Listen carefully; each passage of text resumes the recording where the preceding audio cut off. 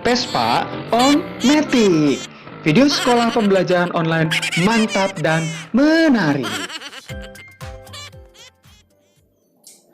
Halo semuanya, bagaimana kabar kalian? Semoga kalian selalu sehat ya. Untuk pertemuan hari ini kita akan belajar tentang teorema Pythagoras. Nah, sebelum kita ke materi, saya akan bacakan tujuan pembelajaran kita hari ini. Yang pertama, siswa dapat menentukan panjang sisi pada segitiga siku-siku dengan menggunakan teorema Pythagoras. Tujuan yang kedua, siswa dapat menyelesaikan suatu masalah pada bangun datar yang berkaitan dengan teorema Pythagoras. Nah, setelah kita sudah mengetahui tujuan pembelajaran kita hari ini, apa yang dimaksud dengan Pythagoras? Ya, teori Pythagoras atau teorema Pythagoras.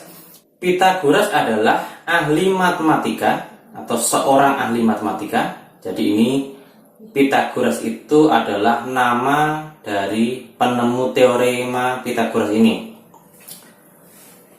Ahli matematika berkebangsaan Yunani yang hidup pada abad ke-6 Masehi dan berkesempatan memperdalam ilmunya di Babilonia. Teorema Pythagoras menyatakan bahwa untuk setiap segitiga siku-siku, luas persegi pada sisi miring atau biasa yang disebut dengan hipotenusa sama dengan jumlah luas persegi pada sisi siku-sikunya atau sisi alas ditambah dengan yang sisi tegaknya, tapi luasnya ya.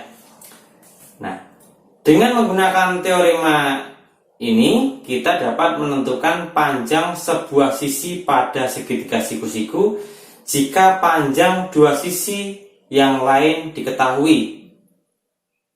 Selain itu, kita juga dapat menentukan jenis suatu segitiga, apakah segitiga itu merupakan segitiga siku-siku, lancip, ataupun tumpul. Yang pertama, kita akan belajar tentang menyatakan teorema Pythagoras.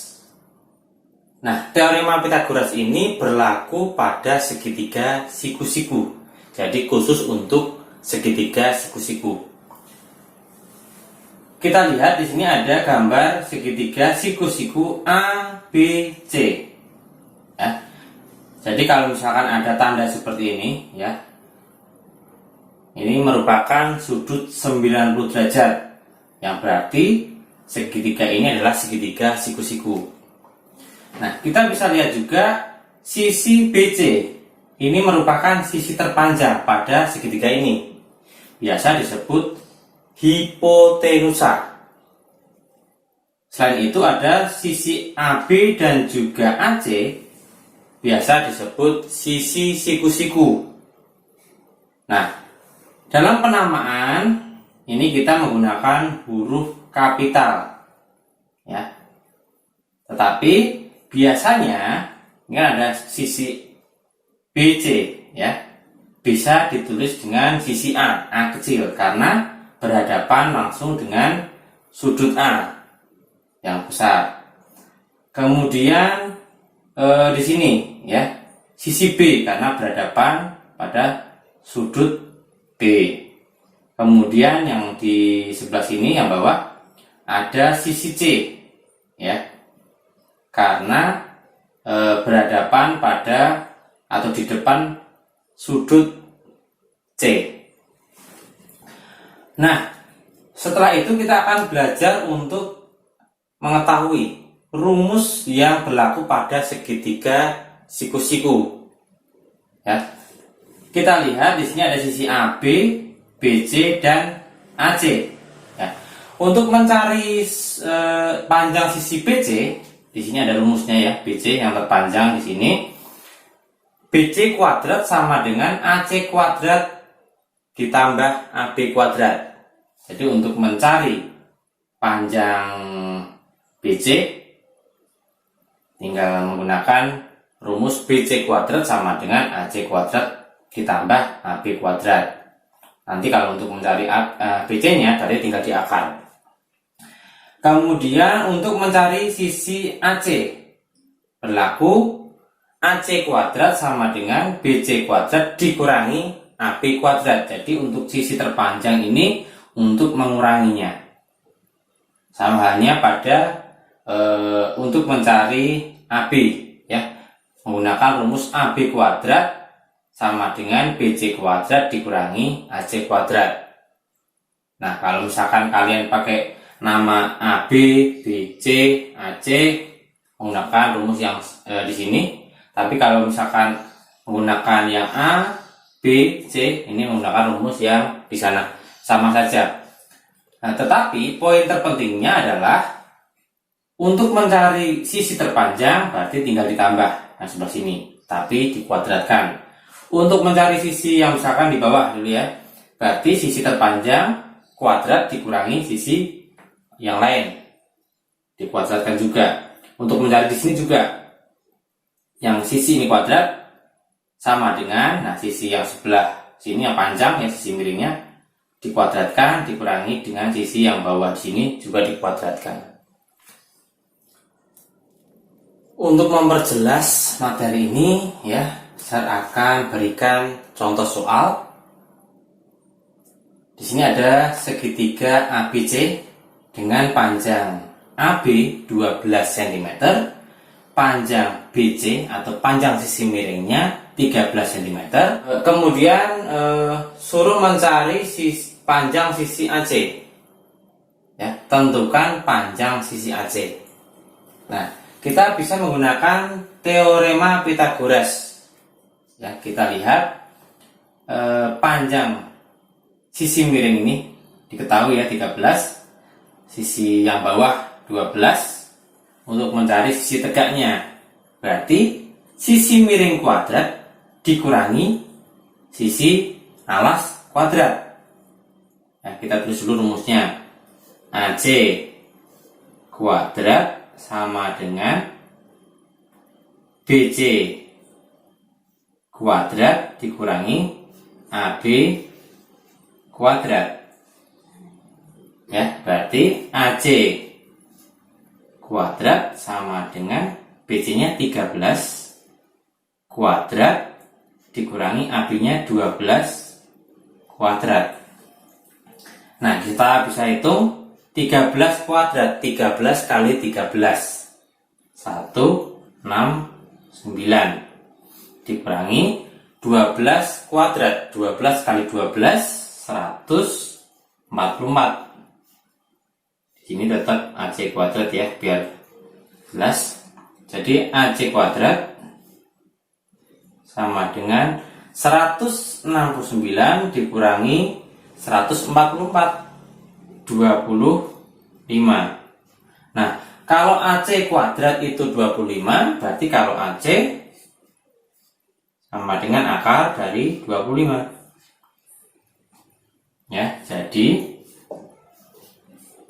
panjang AC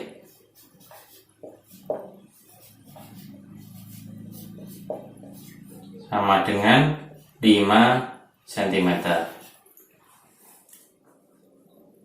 Contoh yang kedua, segitiganya sama, hanya berbeda ukuran.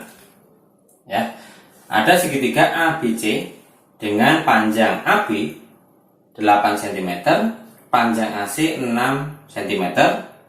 Tentukan panjang sisi BC, sisi miring atau sisi terpanjangnya.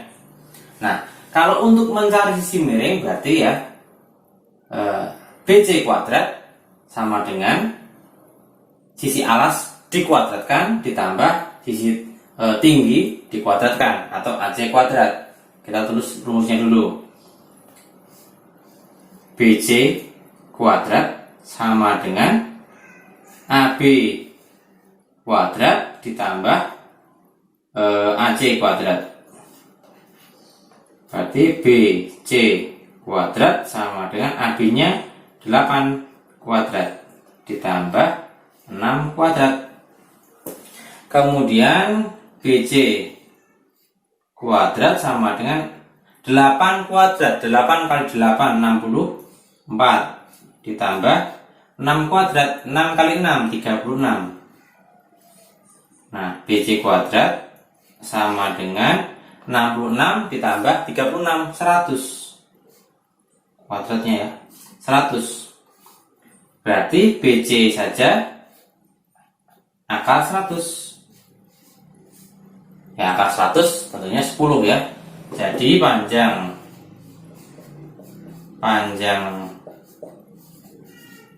BC sama dengan 10 cm.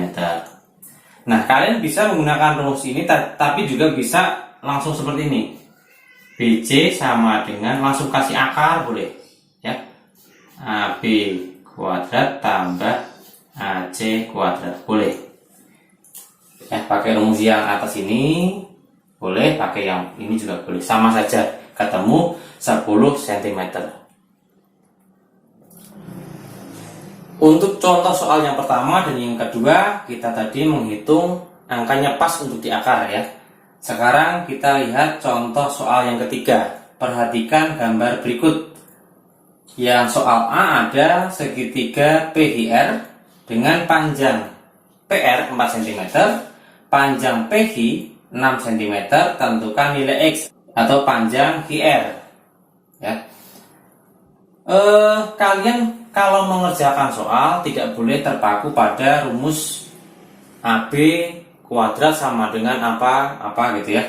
Tetapi kalian harus perhatikan letak dari penamaan sudut ini. Bisa jadi P-nya di sini, R-nya di sini, Q-nya di sini, gitu ya.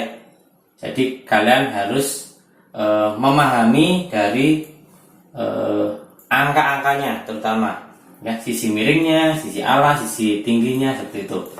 Nah, pada soal yang pertama ini diketahui sisi miring dan juga sisi alas, kita harus mencari sisi tinggi.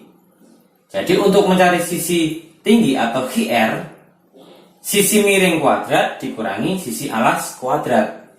Kita bisa tulis QR kuadrat sama dengan PQ kuadrat sisi miring ya, dikurangi PR kuadrat. QR kuadrat sama dengan PQ kuadrat. PQ 6 kuadrat. Kuadrat dikurangi PR kuadrat 4 kuadrat. 4 kuadrat.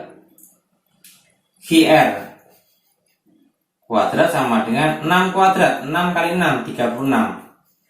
Dikurangi 4 kuadrat 16.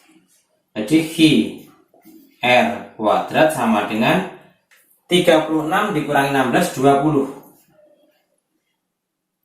Ya, kemudian kita harus mencari QR-nya. QR sama dengan berarti akar 20. Nah, akar 20 ini kan di akar tidak pas ya. Kita bisa mengerjakan bisa nulis seperti ini, langsung akar 20 cm boleh. Tapi kalau kalian mau menyederhanakan bisa dengan menggunakan poin faktor 20 bisa dibagi 2, 10 bagi 2 bisa 5. Nah, kita lihat angka 2-nya ada 2 ya, kita lingkarin, kita tulis 1. Tulis 1 seperti ini. Nah, yang dilingkari ini ditulis 1 seperti ini, kita tulis di luar akar 2. Nah, yang tidak ada temannya di sini, angka 5 ini masukkan ke akar cm. Jadi nilai X sama dengan 2 akar 5 cm. Tapi kalau kalian mengerjakannya akar 20 cm juga benar. Untuk soal yang B ada segitiga ABC dengan panjang AB 5 cm, panjang AC 8 cm. Tentukan nilai X atau panjang BC. Sisi miring yang dicari, berarti sisi alas kuadrat ditambah sisi tinggi kuadrat sama dengan sisi miring kuadrat. Atau bisa ditulis BC kuadrat sama dengan AB kuadrat ditambah AC kuadrat ya, sama dengan AB kuadrat AB kuadrat tadi 5 kuadrat tambah AC kuadrat 8 kuadrat. BC kuadrat sama dengan 5 kuadrat, 5 kali 5 25 tambah 8 kuadrat, 8 kali 8 64 ya. BC kuadrat sama dengan 25 tambah 64 berarti 89 ya.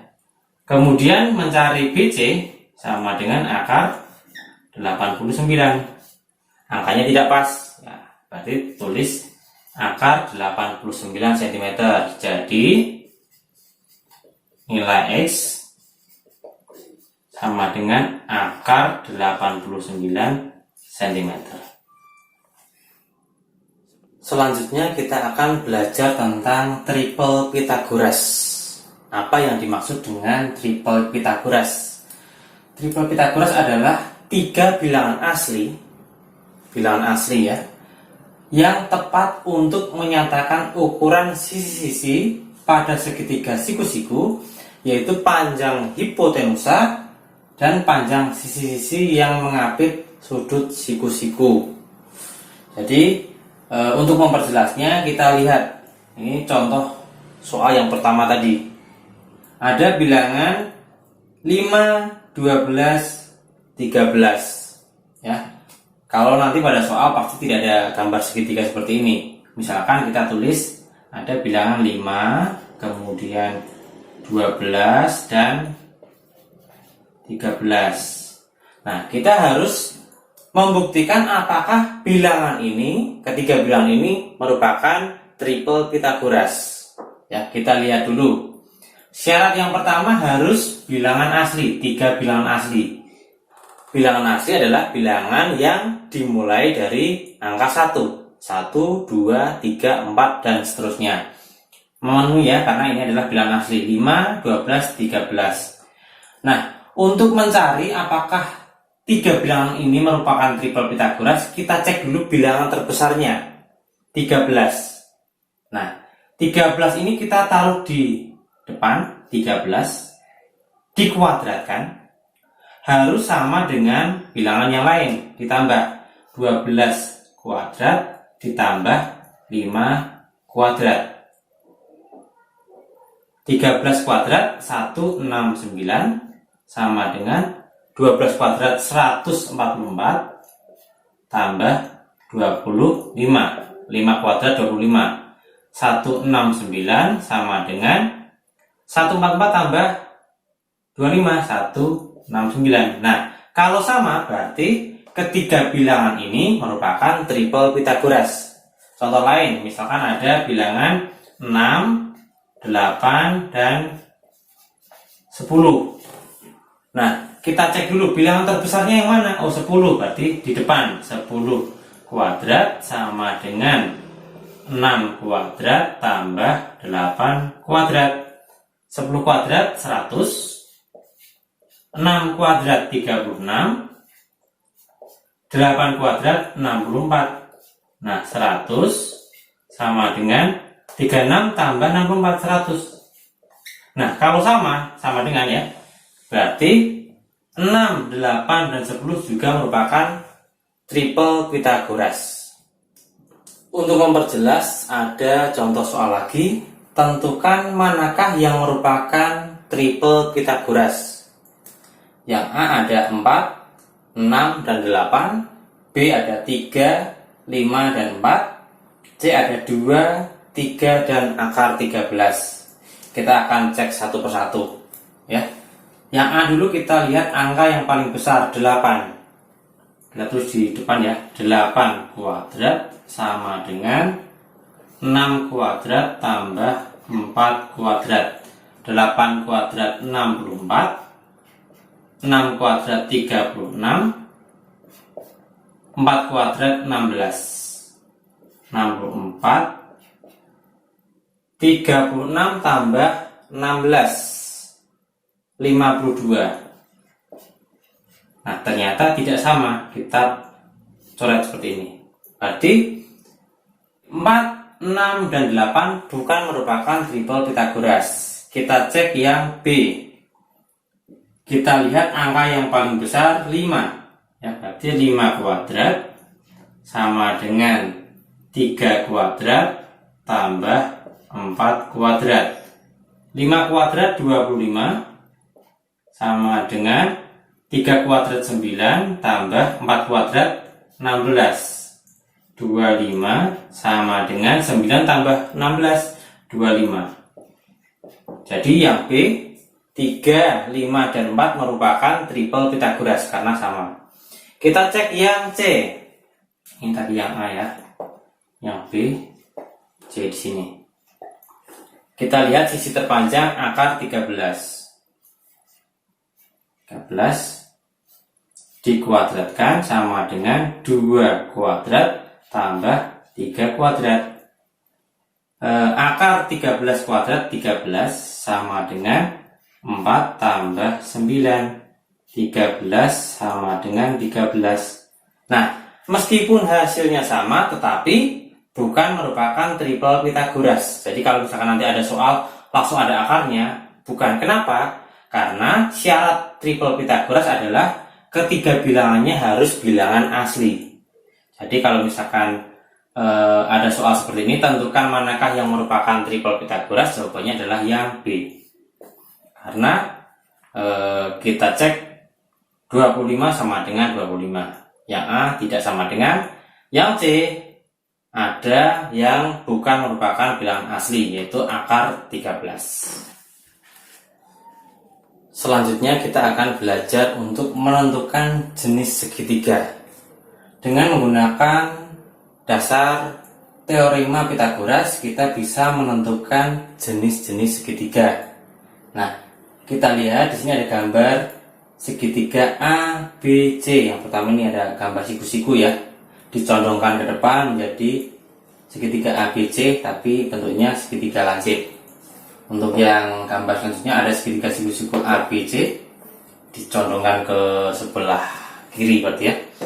Bisa menjadi di sini menjadi segitiga tumbul ya.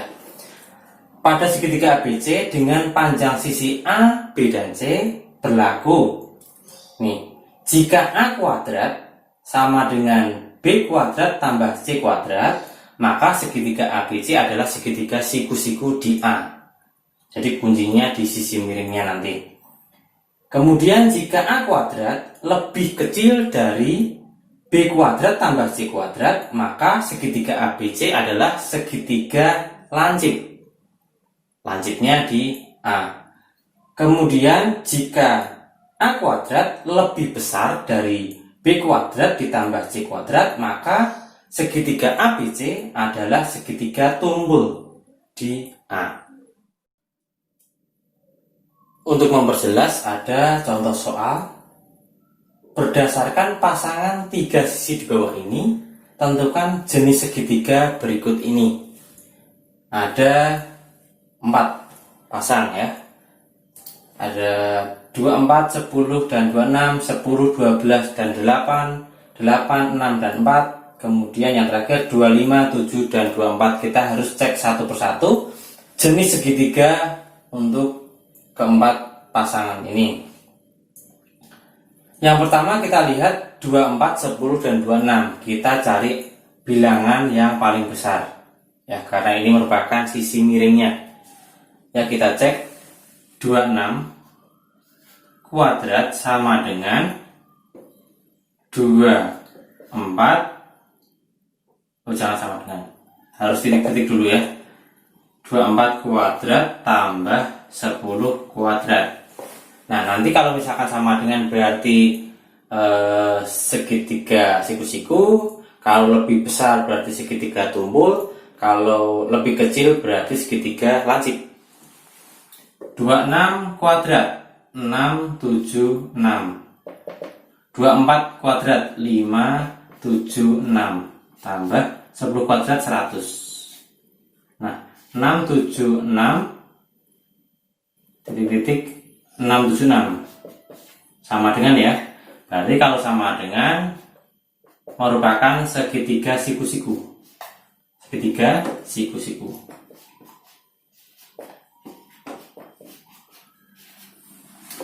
Ini untuk yang A. Kemudian untuk yang B ada bilangan 10, 12, dan 8.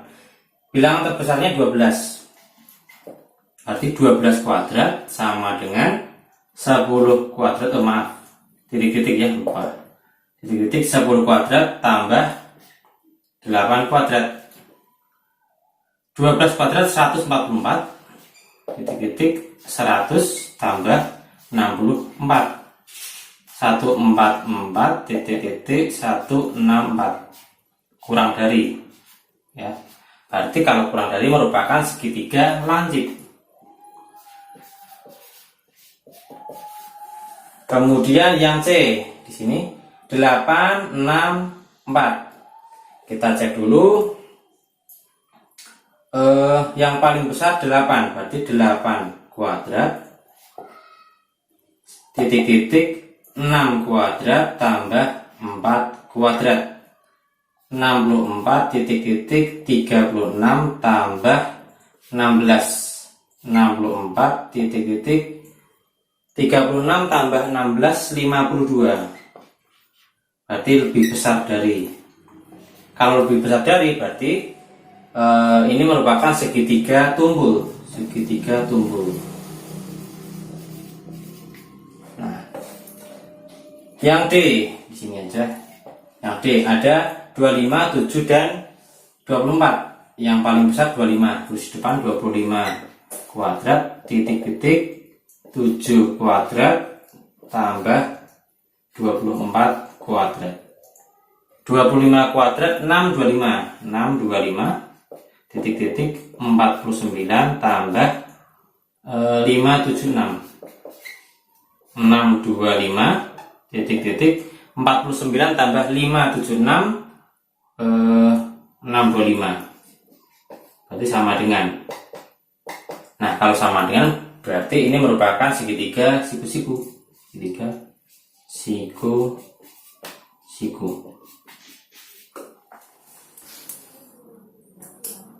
Cukup sekian pertemuan kita hari ini. Pertemuan selanjutnya kita akan belajar tentang perbandingan sisi-sisi pada segitiga siku-siku khusus dengan salah satu sudutnya adalah sudut 30 derajat, 45 derajat, dan juga 60 derajat. Sebelum kita mengakhiri pertemuan hari ini, saya akan kasih kalian latihan soal untuk kalian kerjakan di rumah. Tetap jaga kesehatan. Terima kasih.